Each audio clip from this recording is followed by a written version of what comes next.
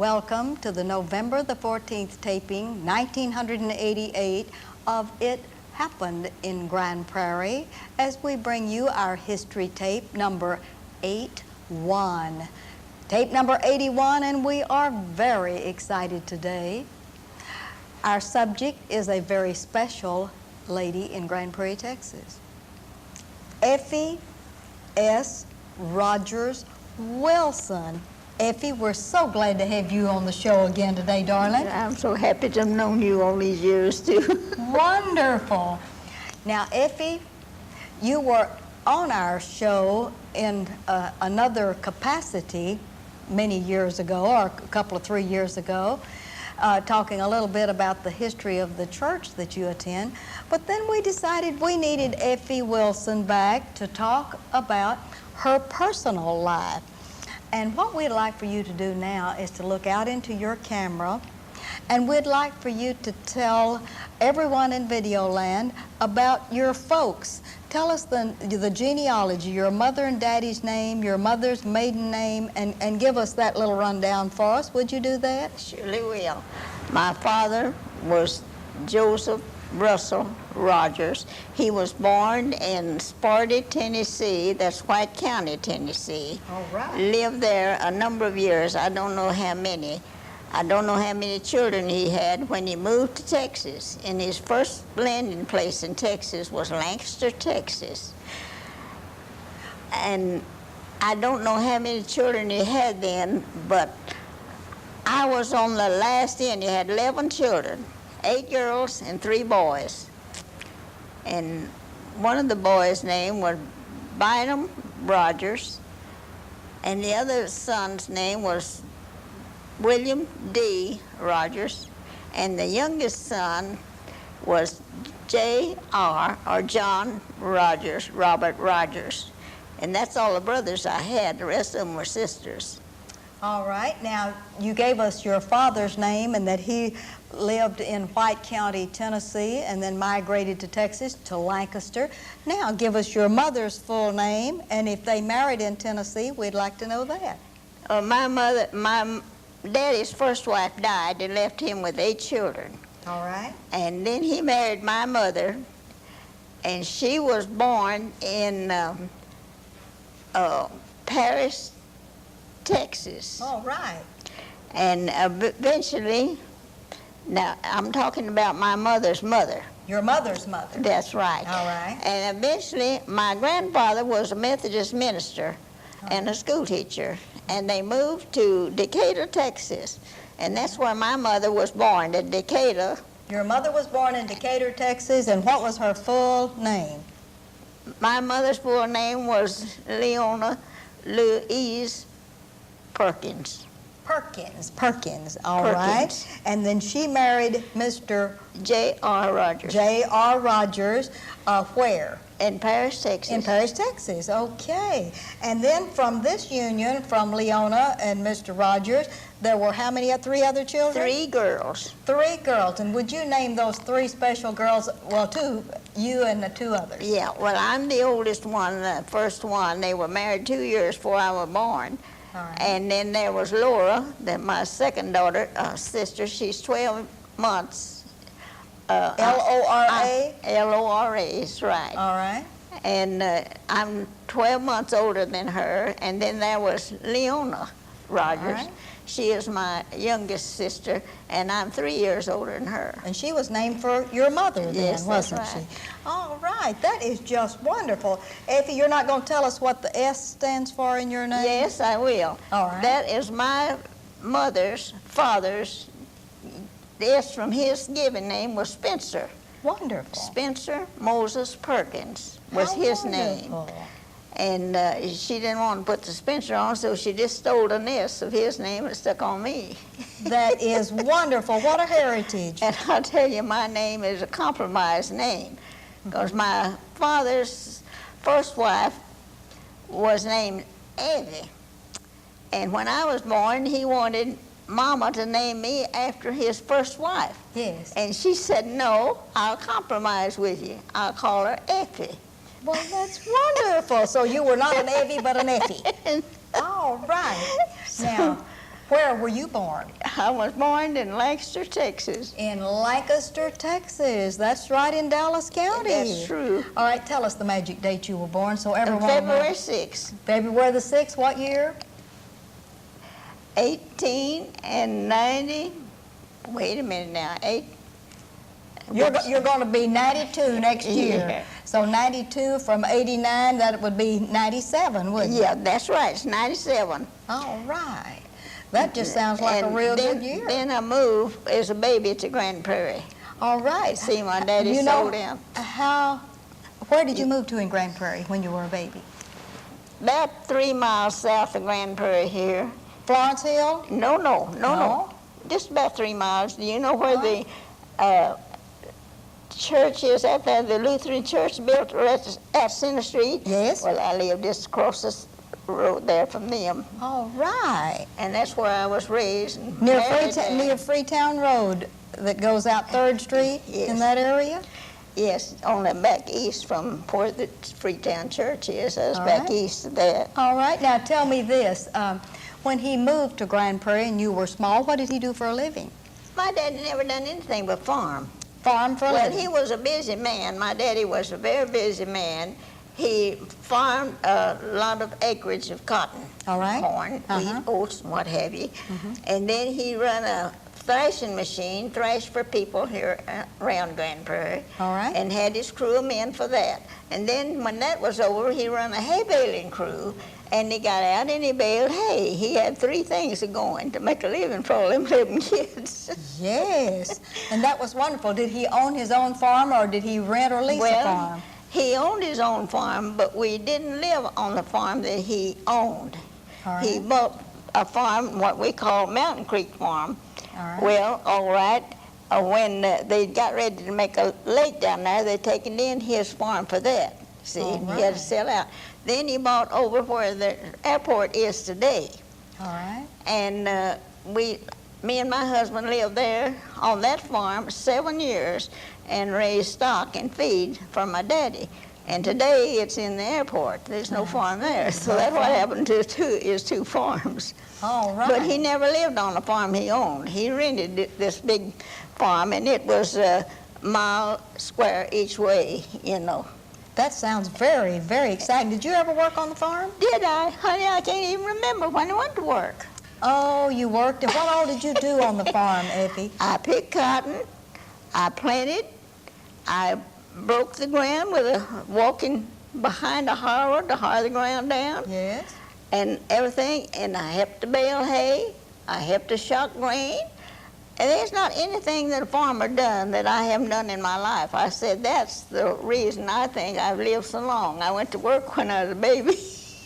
All right. Did you ever milk any cows or take care of the chickens? Have I? And raised turkeys, geese, guineas, and everything else you can think of. All right here in Grand Prairie, All Texas. right here in Grand Prairie. Oh, where did you go to school, Effie? Well, now I'm going to tell you where I went to school. All right. I went to school at Hogwaller. Now that is the nickname but his real name was Bethel? no, No. Fish Creek. That was the real name, but nobody here then called it by that name. That no one was called it the called Fish Creek School? Hogwaller. And Hogwaller School, you know where the South School is out there Yes. on Warrior Trail? Yes. Well, you just go west a little bit and then down a little bit, and that's where the school sit. And the Methodist church is across the road from there, and that's where I went to church. And I walked those 3 miles every day of my life to school. All right, at the old Hog Wallow School that was really the Fish Creek School. That was the real name for it, but everybody said Hogwaller. Was that in Dallas County? Sure. All right, that's in Dallas County, isn't it?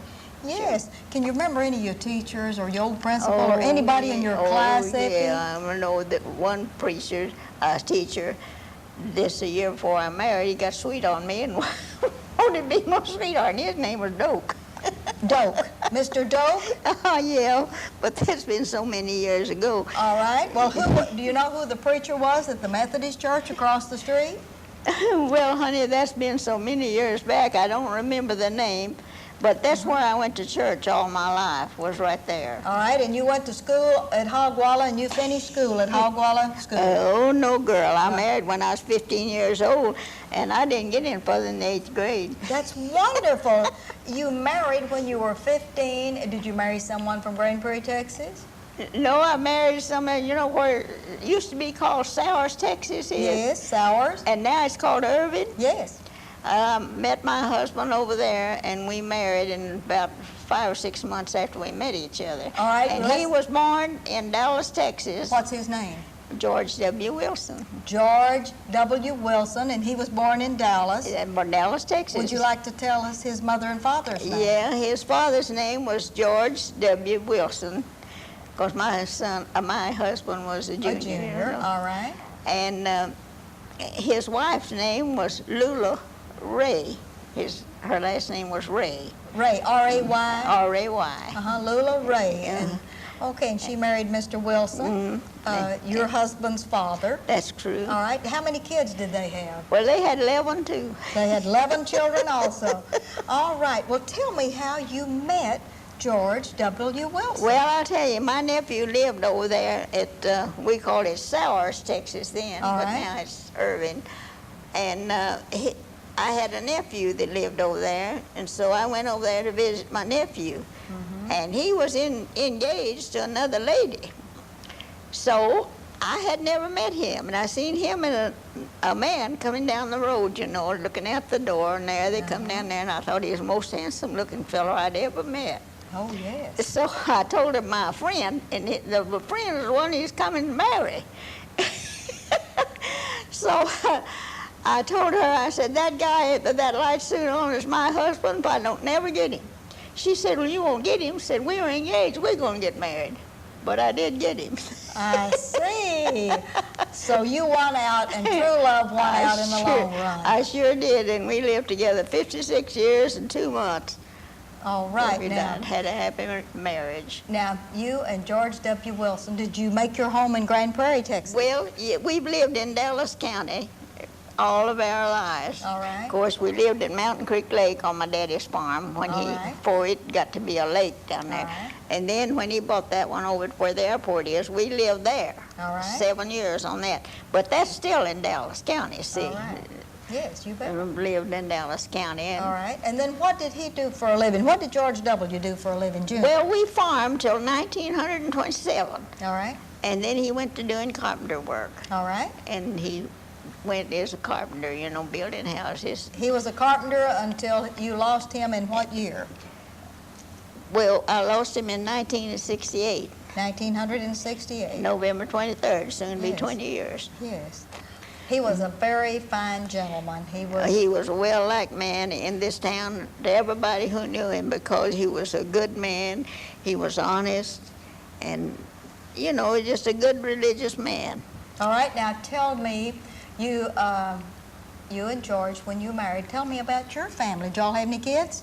We had 3 children. All right. You have 3 children. Let's name those. Well, my first child was named Lily Viola, and my second child was named Lily Lorene, and my third child was Edgar Ray. All right. And he lived 6 years, and my last daughter, she died in 1956, and my oldest daughter, she died October the 11th, 1987. That's been They're all recently. dead. Yes. You lost all of your children, I've lost all my kinfolks. all of your kinfolk. I don't have a sister, a brother, niece. Yeah, I've got one niece, and she lives in Oregon, All right. state in Oregon, and that's the closest relative that I have living. All right. Now, how about Stephanie Renee Wilson? She's my, you know, when Mabel died in 1956, Yes. she left the baby. Well, my husband and I adopted and raised him because we'd lost our only son. We raised Yes. him as our own son, and Stephanie is by him. and I adopted him, and that's why she goes by the name of Wilson. Oh, Wilson, isn't that wonderful?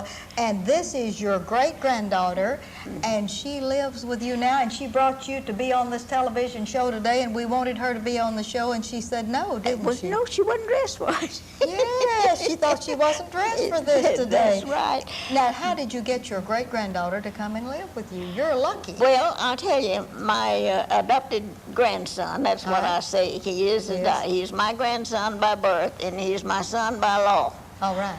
And he's seen that I was getting too old to live by myself. See, I'd lived by myself since my husband died. Yes. So he said, Grandma, says, you're just getting too old to live by yourself. Said, when Stephanie finishes school, says, I'm going to bring her over there and let her live with you and take care of you. I said, well, that's just fine with me. But I know that he made a great sacrifice there because she's his only girl. He had 3 boys and 1 girl. All right. And he depended on her and looked to her, and she was so good about everything, you know, that I know it broke his heart for me. You bet. For her. That was a good sacrifice for you, wasn't Oh, it? it certainly was, and there couldn't be a better person to nobody than she is to me. All right. Now, Effie, you've mentioned the fact that you had the 3 children. Were they raised in the Grand Prairie area, and where did they go to school? Well, they went to school, you know, when we lived over where the airport is today. Yes. There's a school over there called Estelle School. All right. And they went to school there till my oldest daughter had to go to high school. She stayed here in Grand Prairie with my mother and father and went to high school till she married. She married at 15, too. All right. And so she was a gopher at one time, wasn't she? A Yeah, Grand she Prairie went gopher. to school right here, and she'd stay from Monday to with my mother and father, and then I'd pick her up and take her home over the weekend, you see. All right. But that's where she went to school. All right. And she run away and married when she was 15. Well, that's just like Mother, It didn't just it? like to kill me, you know, 'cause she's married so young, and my husband said, well, think of yourself. Said she's just as old as you was when you married. Right. All right. Now, Effie, in all of these years that you worked on the farm, and that George worked on the farm before he became a carpenter, did you help him on the farm after you were grown? Oh, honey, listen, I was by his side anything he did. If he's doing carpenter work and I had a hammer, I was there with him. And if he's wallpapering or doing whatever he's doing, I was by his side. We worked together. I worked in Dallas 22 years. Doing what?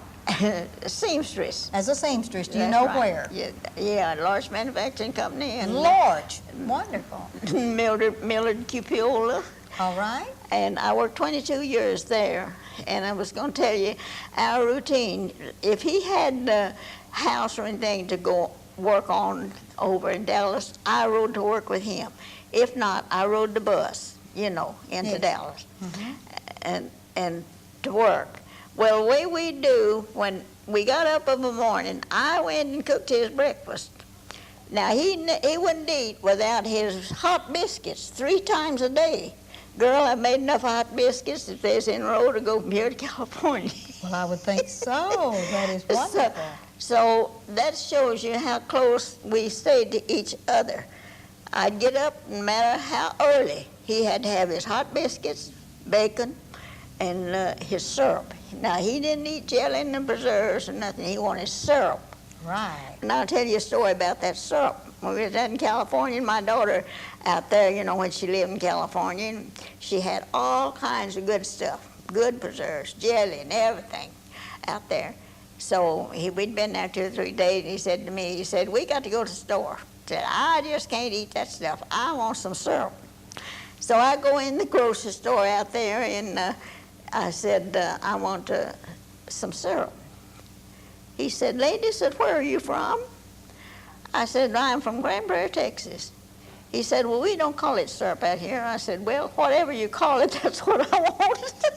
They call it syrup. They call it syrup. Syrup. Right. I said, I want some syrup then.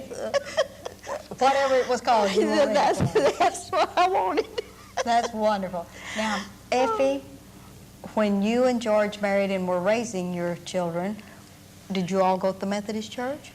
Well, we did till we obeyed the gospel. See, when we moved over there, where the airport is today on Dad's farm, All right. well, there's a little Church of Christ just about a quarter of a mile, just right straight down the road, and it was called Crossroads Church of Christ. All right. And so we got to going down there. Mm-hmm. And we went down there maybe about 3 years, I guess, All right. and had our children in Sunday school down there. Because the Methodist Church was 7 miles from where we lived.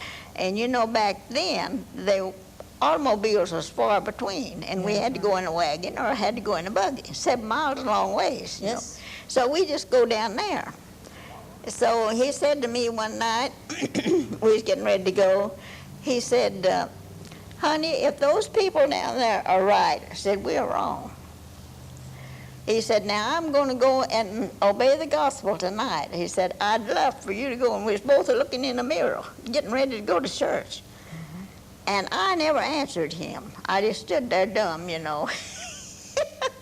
And he told me what he's going to do that night. Mm-hmm. So when he got up to go down to make his confession, I went with him. And believe it or not, we didn't have no baptistries then in churches. Mm-hmm. And Bear Creek run right behind this Crossroads Church of Christ. All right. And we both were baptized at sunrise in Bear Creek. And with the snakes and everything else, we wouldn't attempt it at night because there's too many snakes in that Bear Creek. Right. So we went down at sunrise and was baptized. And this church and that church is the only one I've ever been a member of in my life. All right. And then how did you get back to Grand Prairie, Texas? And because I know that in the history tape we've done before, you helped to start the congregation here in Grand Prairie, Texas, and you and your husband, and I'd like you to tie that in for me. Well, I'll tell you how that happened. See, my daddy died, and they lived at 410 West Church Street. All right. Well, when he died, my mother was a big coward. She wouldn't live by herself. All right. And I was the only one of her girls that lived close to her. Laura lived at Midland, Texas. All right. And Leona lived at Amarillo. All right. And so I lived over here. Well, I had to move in the house with her because she was sick. She had cancer, you know. And I took care of her 18 years before she died. And then I continued to live on at 410 till about over where I am now. All right. So and that's how come me back over here. Why you were living at 410 on Church Street. Well, I know that do you remember the magic year when you all got the group together in your house and started the congregation? Yes, I do. That was the year of 1937, June the 13th, 1937. Mm-hmm. We started the Turnpike Church of Christ. It was then called the Grand Prairie Church of Christ because it wasn't a Church of Christ in Grand Prairie at the time. You know? All right, name me some of the people that helped you start all of that good stuff. Well, there was Madeline Smith. You see, we're the only two that's living today. All right. And there was my husband, of course, and there was Tom Sitton. There was Tom Sitton's wife, and there was a Miss Latham. All right. All of these people I'm talking about now is dead, but Madeline and I. Mm-hmm. And Miss Sargent? Miss Lillian Sargent. Okay. She was one of the beginners there. And I don't know if that makes eight or not. That ought to be about 8, shouldn't it? And where'd y'all meet the first time? In your home? My living room. Mm-hmm. And then where did you decide you were going to have church? Well, we met there just to see if we walked all over Grand Prairie then. It wasn't nothing but pig trails. We didn't have no sidewalks to people's house. All right. We just go down a pig trail to the house and find out how many people in Grand Prairie believed in the New Testament way. So 8, all we could find that was willing to meet this Sunday, June 13th, 1937, to see if we thought we could get together enough to start a congregation. That was our purpose for meeting. All right. Well, we did. We decided we'd all work, we'd all get together and see if we could. Well, the first place we met was at the Grand Prairie State Bank where the It's over on the corner where that loan company is, you know. American Savings and Loans? Yeah. All right. That's where the bank was. Well, they had a little building on the north side of it there, and Mr. Bingham, he was president of the bank, and he was a very good friend of my husband. So he told him, he said, well, George said, I've got this little room here. It's just about a 16 by 20, just a small place to meet, but big enough for 8 people. But anyhow, that's how we got started, meeting right there. Well, then when we growed a little bit, we rented a building on down the other side of Miller Drug. It was Mr. Reed's building. We worshiped there till we got able to buy down there where the Grace Baptist Church is on 410 East. 4th and Church Street. And so we run out of space to park, and we had to move where we're at now. Okay. You never did meet on the street that is across the street from the school administration building in that area? Now, when we was building, see, we just bought a resident, and me and my husband tore the petitions out of this resident and made a auditorium. Yes. And then we had 2 classrooms, one on that side, one on this side. That's as big as it was. Well, when North American first come here, you see, well, the people began to move in here, and we began to grow. Well, we soon outgrew that, so we had to build a tile building. All right. And so we got that built, and well, it wasn't soon then until we run out of parking space. We didn't have nowhere in the city they wanted us off the street.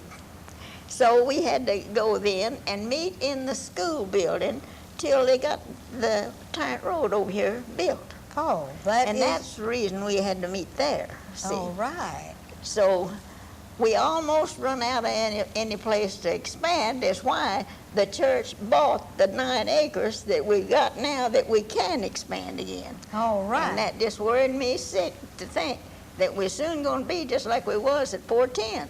We were going to run out of space. But now we feel like we've got space enough at least to last as long as I do. That's right.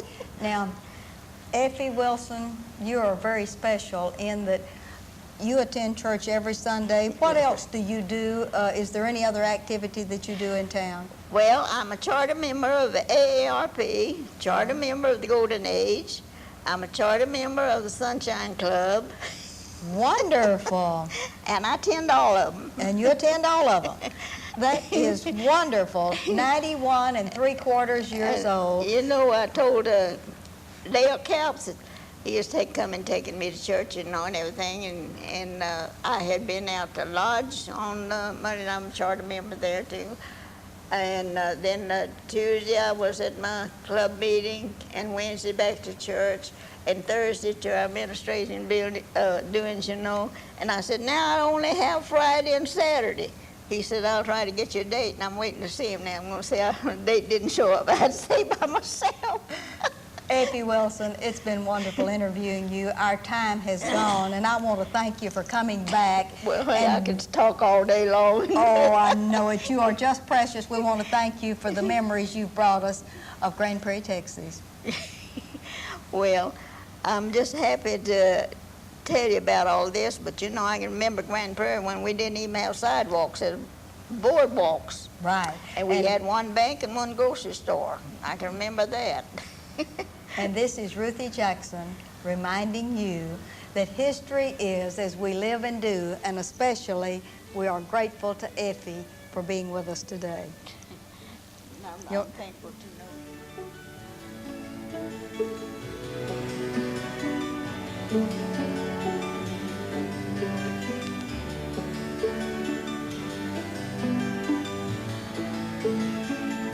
know you.